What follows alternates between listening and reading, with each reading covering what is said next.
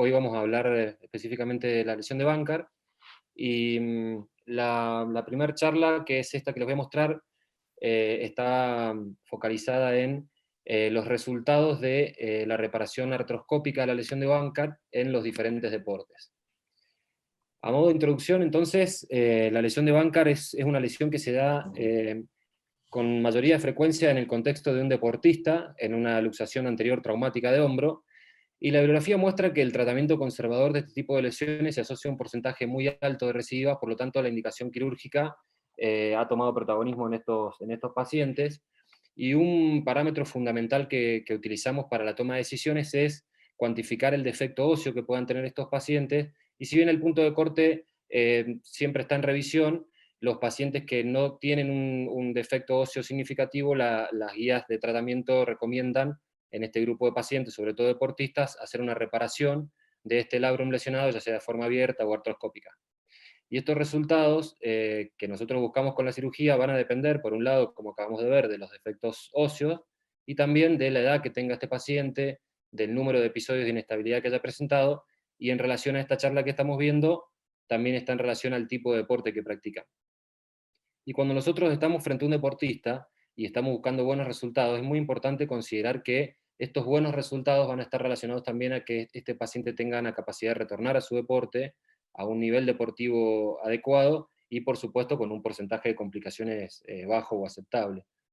Entonces, la bibliografía en relación a la reparación de banca artroscópica en deportistas, en líneas generales, muestra que este procedimiento presenta buenos resultados, los cuales en las diferentes series son bastante variables, y con un porcentaje de recurrencias también muy variable, que pueden ir desde un 5 a un 30% según la serie que uno analice. Y esto tiene que ver porque en realidad los distintos deportes generan distinta demanda funcional para el hombro. No es lo mismo la demanda funcional que le va a generar a un runner que un jugador de fútbol o un jugador de rugby profesional en su gesto deportivo o a la hora de rehabilitarse después de una cirugía. Por lo tanto, Stein ya, en base a este análisis, en base a esta observación, él propone dividir a los distintos deportes según la implicancia que generaban mecánicamente para el hombro, y él los divide en 4 grupos. En un grupo 1, cual serían pacientes que no tienen contacto, por ejemplo un corredor; un grupo 2, deportistas de contacto, colisión, como puede ser un jugador de rugby; un grupo 3, lanzadores; y un grupo 4 de artes marciales. Y él en esta serie encuentra como hallazgo más que al dividir los primeros 2 grupos en comparación a los grupos 3 y 4, hay diferencias muy marcadas al hacer una reparación artroscópica de Bancar en los resultados funcionales y en la velocidad de recuperación que tienen al comparar estos grupos en forma separada. Pero ¿qué pasa si nosotros nos focalizamos en tratar de comparar qué pasa si comparamos pacientes sin contacto versus pacientes con contacto? Esto es un trabajo de Cho que justamente el objetivo es analizar esta variable, y lo que encuentra es que el retorno al deporte y las recurrencias son significativamente distintas a favor de los deportistas que no tienen contacto en su gesto deportivo: 75% de retorno al mismo nivel versus 60%, y un 7% de recurrencias versus un casi 30% de recurrencias. En esta otra serie de Yamamoto lo mismo. En cuanto a las recurrencias, si bien los números generales son más bajos, 4% para deportistas que no tienen contacto versus 14% para deportistas con contacto. Y en esta revisión sistemática del 2016, en el cual este autor incluye 20 trabajos que comparan contacto versus no contacto, termina concluyendo de que en los deportistas de contacto, en relación a los que no lo tienen, el riesgo de recurrencia estaría siendo 8 veces más que el otro grupo. Por lo tanto, nosotros ya empezamos a interiorizar este concepto de que estos deportistas tienen un riesgo quizás mayor de recurrencias en relación a la lesión de Bancar y a la hora de afrontarlo mediante una artroscopía. Y un punto interesante a tener en cuenta es que en la bibliografía en general lo que pasa es que dentro de este grupo de contacto, de colisión, están incluidos deportes que son muy diversos en cuanto a su gesto o a su demanda para el hombro, como por ejemplo el fútbol, el rugby, las artes marciales,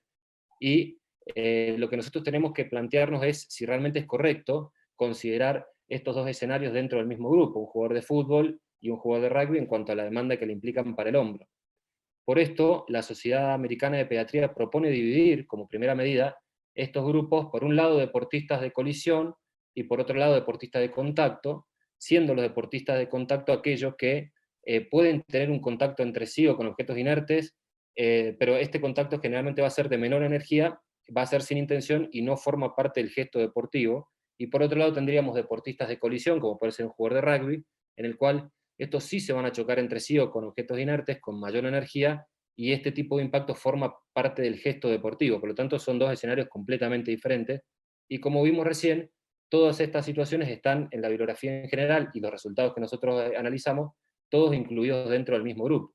De aquí es que salió el objetivo de este trabajo publicado por el grupo del Hospital Italiano, en el cual tuve la oportunidad de participar, en el cual el foco se planteó justamente en comparar los resultados de estos dos grupos de forma separada,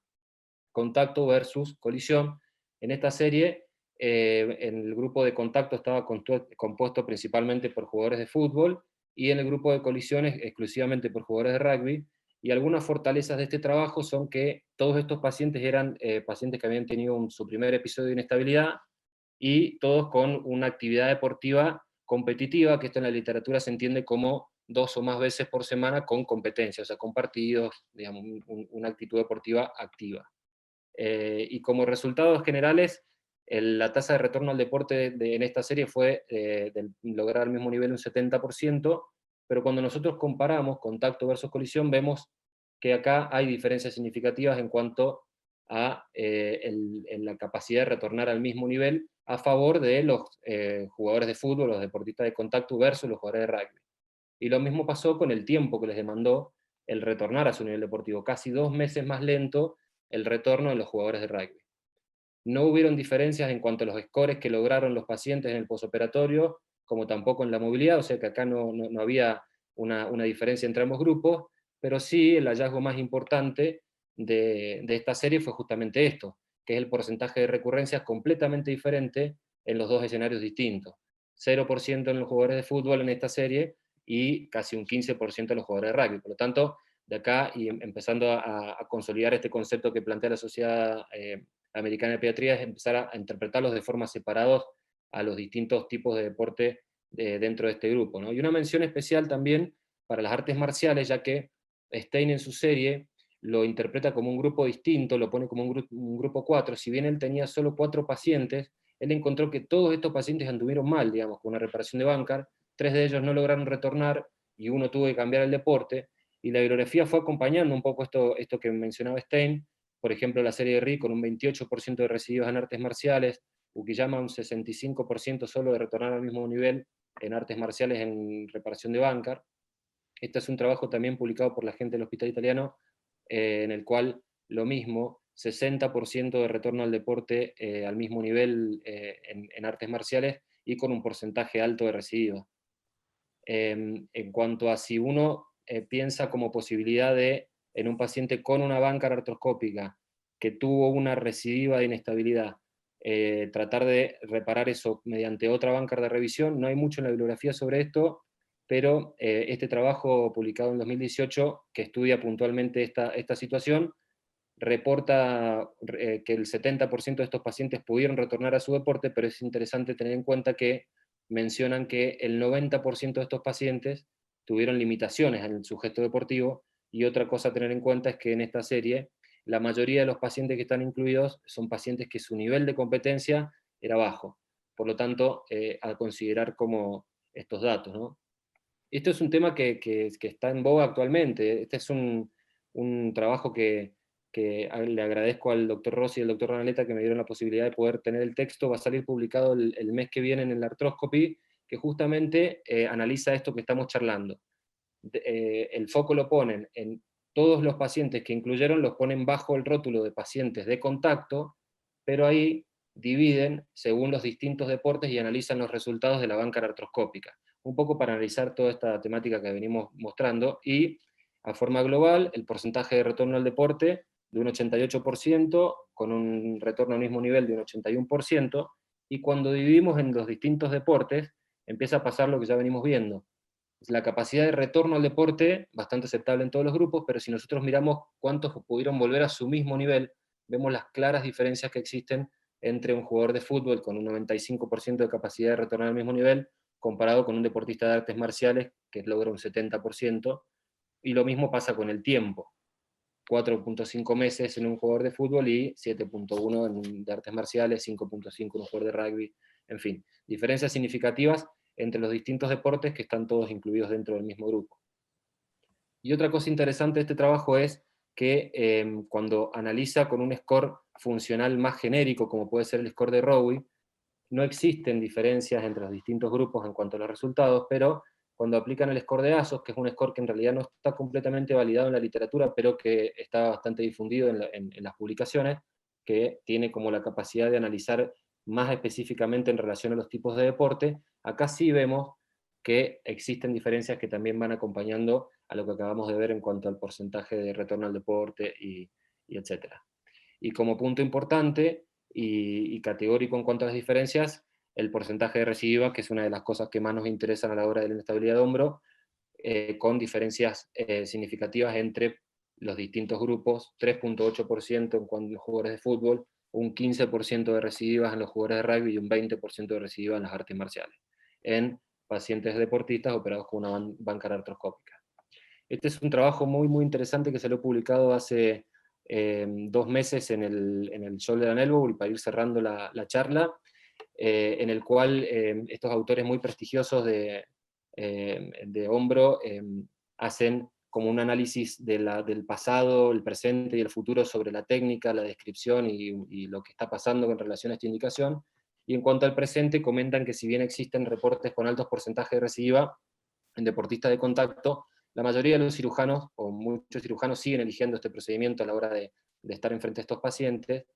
Y en cuanto al futuro, y teniendo un poco en cuenta lo que hemos estado viendo, ellos proponen que los algoritmos para la toma de decisiones en estos pacientes probablemente sería más adecuado que se empiecen a basar en modelos de simulación virtual basados en cada paciente y en cada gesto deportivo que realizan para ser un poco más específicos a la hora de interpretarlos como tal. Así que como consideraciones finales, los resultados de la reparación de Bancar en los distintos deportes dependen del tipo de deporte, por supuesto. En los deportistas tener en cuenta que nosotros buscamos como buenos resultados que puedan retornar y con una baja tasa de recurrencias en inestabilidad. Los deportistas de no contacto, por ejemplo los corredores, tienen excelentes resultados con esta técnica o muy buenos resultados. Los deportistas de contacto colisión habría que empezar a pensar que dentro de este grupo podemos encontrarnos con situaciones completamente diferentes y habría que interpretarlas de forma distinta. Y una mención para las artes marciales, teniendo en cuenta los porcentajes de recidivas que hemos estado viendo, habría que ver si es una indicación aceptable para este tipo de disciplina.